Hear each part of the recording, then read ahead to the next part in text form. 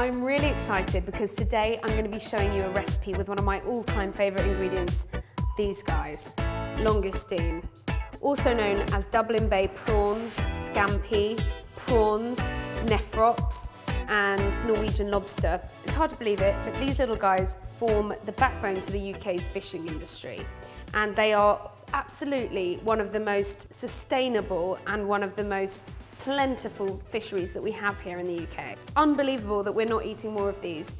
But the reason is that I think people think they're quite hard to come by. Actually, all you need to do is go to your fishmonger and ask them to get them for you, and they should be able to get them either live or frozen.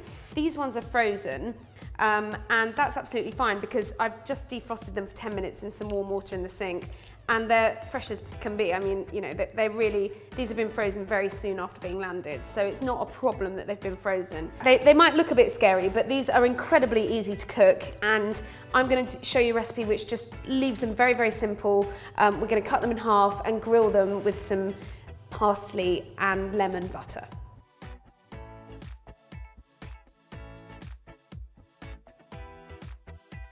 So we're going to start off by just splitting these in half.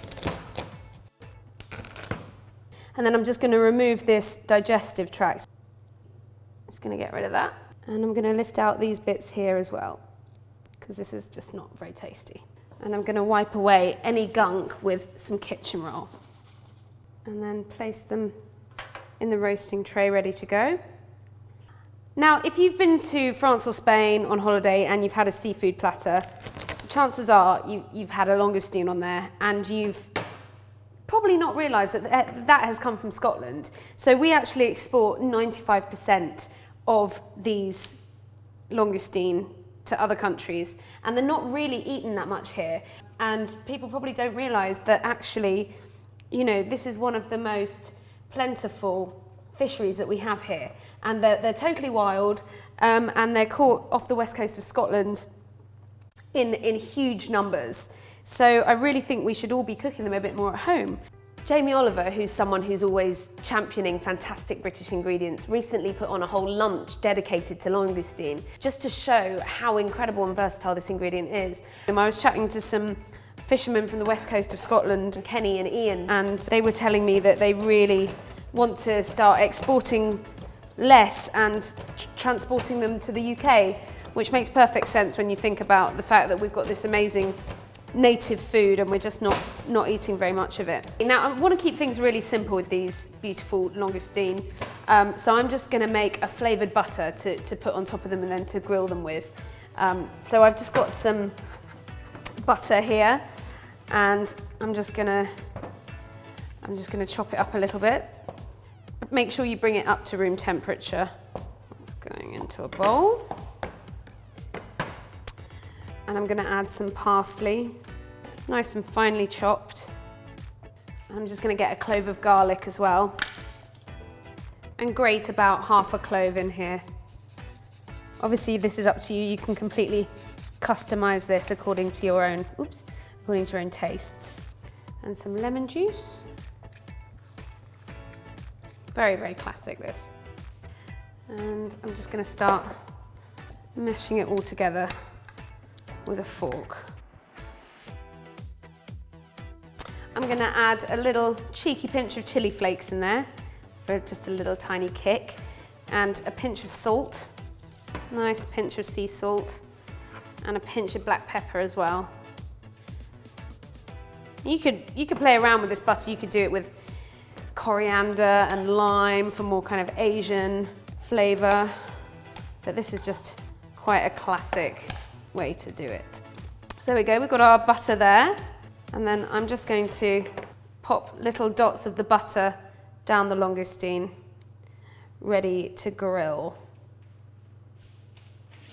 And if you've done what I've done and made slightly too much butter, you can just keep it, wrap it in cling film, put it in the fridge and use it with any kind of grilled seafood or steak even. Put it through pasta. The world's your oyster. And also, once you've eaten the lovely langoustine meat, once you've grilled these, be sure to keep hold of the shells, because they are amazing for making seafood stock. Right, so these are got their garlic butter on, they're ready to go under the grill. I've got the grill at top whack and I'm gonna just grill them for, these aren't that big, so I'm gonna do them for about 3 minutes, if that, because I don't want to overcook them. So just pop them under there and keep an eye on them. So what you're looking for with these is for the meat that is kind of translucent to go nice and opaque, and for the butter to have melted into the flesh. And if you want, if you've got some extra butter, you can just melt it and get it ready to drizzle over the langoustine when they come out. Right, let's check these. You're going to want to come in close for this.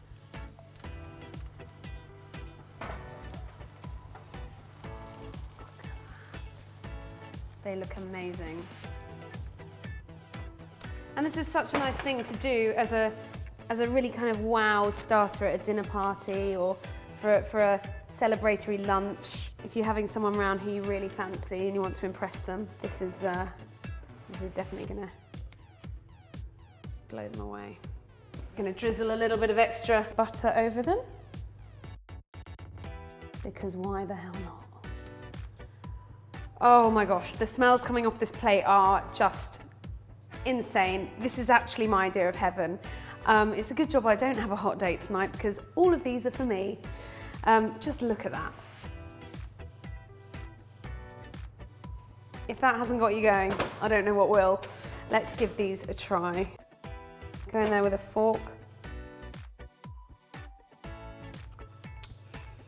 So sweet and juicy. All that butteriness, all that garlic, that parsley, lemon, that is really sublime.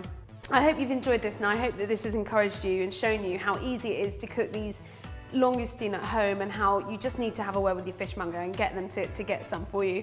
Whether they're live or frozen, these are just so worth doing at home. If you like the video, please subscribe, like it, leave us a comment, and we'll see you next time.